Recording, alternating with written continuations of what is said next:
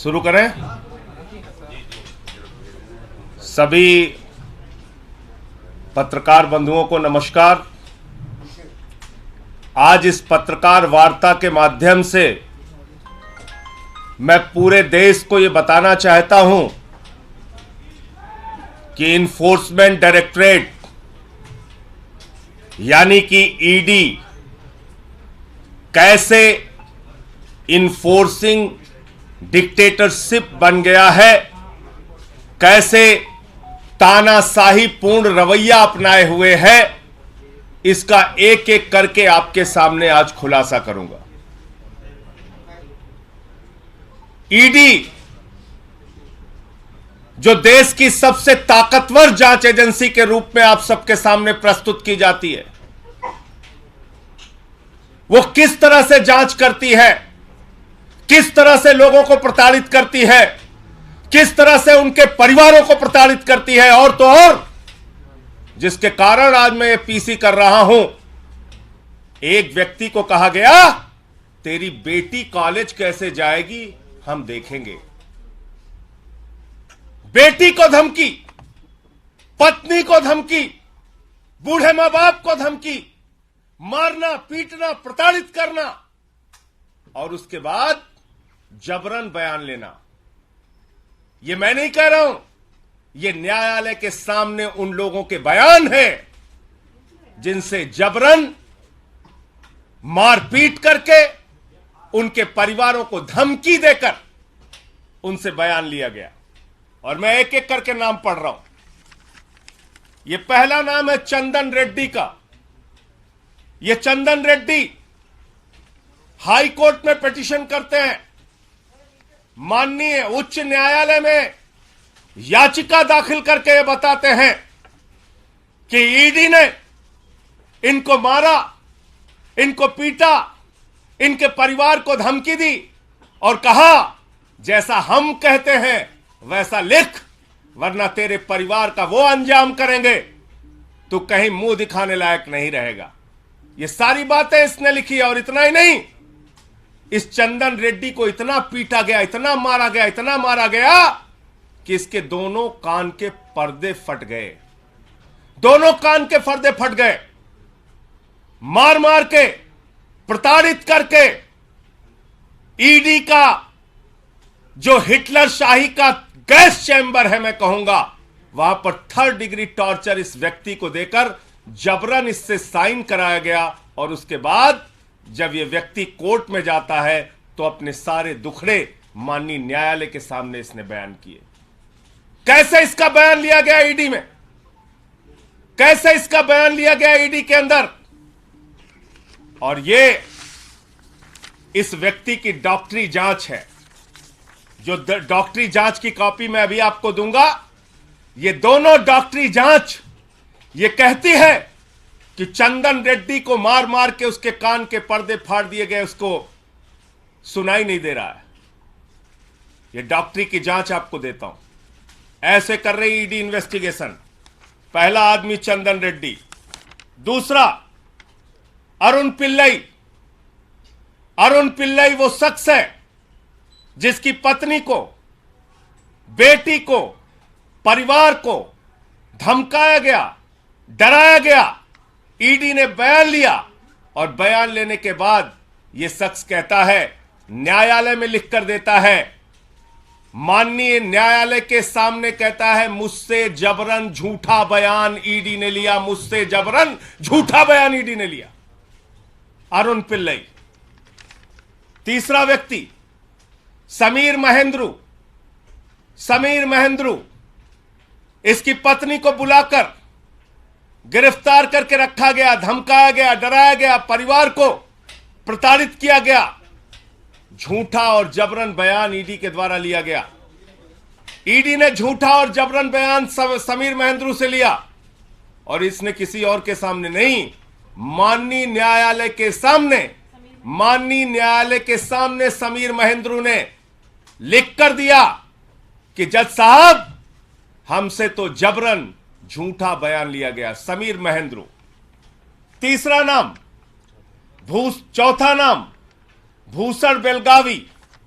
भूषण बेलगावी, इस व्यक्ति से भी ईडी ने प्रताड़ित करके झूठा जबरन बयान लिया और इसने किसी और को नहीं, जज साहब को जाके कहा, न्यायाधीश महोदय, माननीय न्यायालय, हमारी रक्षा कीजिए, हमसे ईडी ने झूठा जबरन गलत बयान लिया। पांचवा नाम मनास्वामी प्रभु ने, इससे भी ईडी ने जबरन झूठा जबरदस्ती का बयान लिया और बाद में इसने भी न्यायालय को लिख के दिया, किसी और को नहीं, ध्यान दीजिएगा मेरी बात को, माननीय न्यायालय को लिख कर दिया कि न्यायाधीश महोदय, जज साहब, मुझसे ईडी वालों ने जबरन झूठा जबरदस्ती प्रताड़ित करके बयान लिया। छठवां नाम राघव रेड्डी, ये राघव रेड्डी छठवां नाम, राघव रेड्डी, इसने न्यायालय के सामने जाकर कहा कि न्यायाधीश महोदय, हमको तो दबाव बनाया जा रहा है राजनीतिक नेताओं के नाम लेने के लिए, हम पर दबाव बनाया जा रहा है राजनीतिक नेताओं के नाम लेने के लिए। मैं पूछना चाहता हूं, किसके इशारे पर ईडी काम कर रही है? किसके दबाव पर ईडी काम कर रही है? किसके डायरेक्शन पर ईडी काम कर रही है? क्योंकि एक बहुत चौंकाने वाली बात इनके हाई कोर्ट के पिटीशन में लिखी हुई है, चंदन रेड्डी के। क्या कह रहे हैं ये? कह रहे साहब, ईडी के अधिकारियों ने तो मारा पीटा, कान के पर्दे फट गए, वहां कुछ ऐसे भी लोग थे जिन्होंने हमको मारा पीटा, जो ईडी के ऑफिशियल्स भी नहीं थे। ऐसे लोग थे जो ईडी के अधिकारी नहीं थे, उन्होंने भी हमारे साथ मारपीट की। कौन से लोग हैं? किस पार्टी के गुंडे ईडी के दफ्तर में जाके लोगों के साथ मारपीट कर रहे हैं? कौन से लोग हैं जो ईडी के दफ्तर में जाते हैं, पूछताछ करते हैं, मारपीट करते हैं और जबरन बयान लिखवाते हैं? इसका खुलासा होना चाहिए। माननीय हाई कोर्ट के सामने यह याचिका पड़ी है। इसके साथ साथ मनीष सिसोदिया जी के पीएस रिंकू, आप जानते हैं कानून में नियम है, किसी को भी बुलाओ, नोटिस दो, पूछताछ करो, कैमरे में पूछताछ करो और सारी जानकारी ऑन पेपर रखो। ईडी हवाई डिपार्टमेंट हो गया है, फोन करता है, बुलाता, आजा, बैठ इतने घंटे, जा घर जा, फिर आजा, बैठ सुबह से शाम तक, फिर घर जा। आप गुंडागर्दी करके, धमका के, डरा के, कान के पर्दे फाड़ के, तेरी बेटी कॉलेज कैसे जाएगी, इस तरह का बयान देके जांच कर रहे हो? इस तरह का बयान देके जांच कर रहे हो? मैं देश के प्रधानमंत्री से पूछना चाहता हूं, आपने बेटी बचाओ बेटी पढ़ाओ का नारा दिया है, बेटियों के नाम पर धमकी दी जाएगी तो कोई आदमी तो अपने प्राण भी दे सकता है, कागज पे दस्तखत करना तो बहुत दूर की बात है। लड़ना है तो सामने सामने लड़ो, कायरों की तरह बेटी का, पत्नी का, परिवार का सहारा लेके मत लड़ो, सामने सामने लड़ो, जो भी लड़ाई करनी है सामने सामने करो। और आपको याद होगा, देश की पार्लियामेंट में, देश की संसद में मैंने ये सारे विषय सिलसिलेवार करके एक एक मुद्दा उठाया था ईडी के संबंध में और कहा था कि पिछले 8 वर्षों में 3000 छापेमारी ईडी ने की है और मात्र 0.5% ईडी का कन्विक्शन रेट है। और यह कहने पर मुझे प्रिविलेज का नोटिस मिला, बहुत अच्छी बात है। देश की संसद में अब मुझे ये सारे मामले उठाने का अवसर मिल गया। मैं विशेषाधिकार समिति के सामने इन ईडी के अधिकारियों को बुलाने के लिए आज ही ये सारे कागजात प्रस्तुत करूंगा कि ईडी के इन सारे अधिकारियों को बुलाया जाए।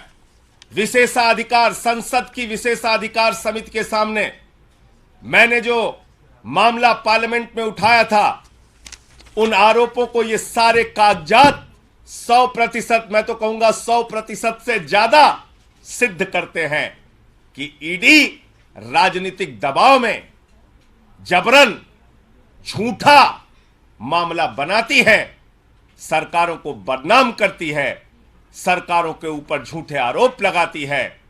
शराब घोटाला जैसी कोई चीज, उसका कोई सिर पांव है ही नहीं।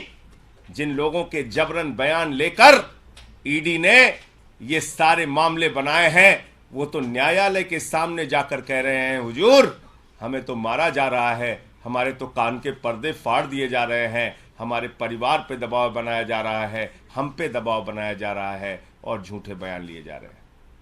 बहुत अच्छा है, अब देश की, भारत की संसद की, पार्लियामेंट की विशेषाधिकार समिति के सामने जिसने मुझे नोटिस दिया है, ये सारे विषय और मामले मैं रखूंगा और इन सारे अधिकारियों को वहां बुलाने के लिए बोलूंगा कि इन सबको बुलाया जाए और पूछा जाए कि हाई कोर्ट से लेके और न्यायालयों में जो इनके खिलाफ शिकायतें की गई हैं, उसके तथ्य, उसकी सच्चाई, उसकी हकीकत क्या है।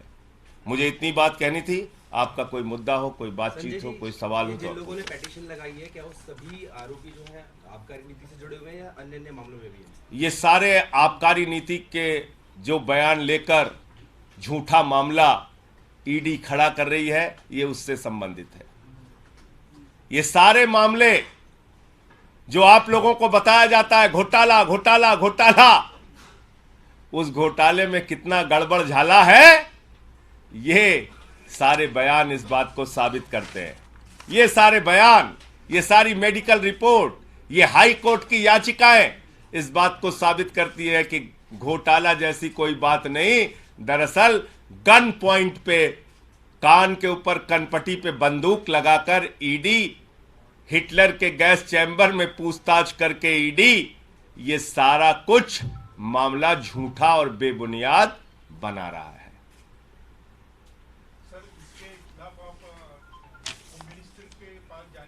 मुझे तो खुद विशेषाधिकार समिति का नोटिस ईडी के मामले में ही मिला है ना। मुझसे तो भारत की संसद ने पूछा है कि भैया बताओ ईडी कैसे गलत काम करती है। तो ये सारे मामले मैं विशेषाधिकार समिति के सामने रखूंगा, पार्लियामेंट में रखूं। पार्लियामेंट तो सुप्रीम कोर्ट से भी बड़ी है।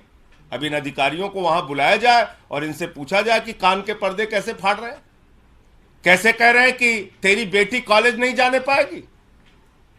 ये बोल सकता है कोई ईडी का दफ्तर, कोई ऑफिसर, कोई अधिकारी?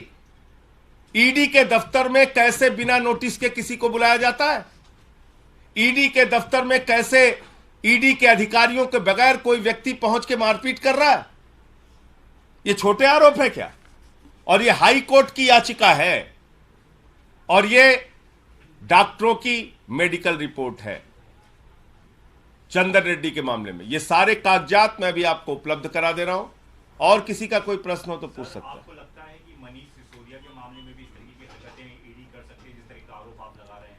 भैया ये आबकारी से जुड़ा ये मामला है। मनीष सिसोदिया के साथ भी ऐसा कुछ हो उन पर भी दबाव बनाया जा सकता है, किसी का नाम लेने के लिए। देखिए सबके ऊपर अरे भाई मैंने तो आपको बताया ना, कान के पर्दे फाड़ रहे हैं, मार रहे हैं, पीट रहे हैं, 3rd डिग्री टार्चर दे रहे हैं। तो मनीष सिसोदिया को भी ऐसे टार्चर कर सकते हैं, बाकी लोगों को भी ऐसे टार्चर कर सकते हैं, मार पीट सकते हैं, क्यों नहीं कर सकते? संजय जी दबाव क्या सबके साथ कर रहे हैं, दबाव बनाया जा रहा है। मैं फिर से दोहरा दे रहा हूं आपको सुनना। मनीष सिसोदिया का नाम लेने के लिए भी दबाव बनाया गया और ये जितने आरोपी हैं जिन्होंने ये इसमें साफ साफ लिखा हुआ है इस चंदन रेड्डी की याचिका में कि मेरे ऊपर मारपीट करके, कान का पर्दा फाड़ के, परिवार को धमकी देकर ऐसे कागजात पे दस्तखत कराए गए, ऐसे कागजात पे हस्ताक्षर कराए गए जिनके बारे में मुझे कोई जानकारी नहीं। राघव रेड्डी ने कहा है कि मुझसे राजनीतिक नेताओं का नाम लेने का दबाव बनाया जा रहा है। राजनीतिक नेता कौन है सारे लोग जानते हैं। संजय जी सवाल ये है कि जिस तरीके से भाजपा के कुछ नेता मुख्यमंत्री का नाम ले रहे हैं, तो क्या आपको शंका है कि मनीष सिसोदिया पर भी ऐसा दबाव बनाया जाएगा मुख्यमंत्री का नाम लेने के लिए? देखिए ये प्रमाण इस बात को कहते हैं कि ईडी की पूरी इन्वेस्टिगेशन, ईडी की पूरी जांच कूड़ेदान में डाल देनी चाहिए।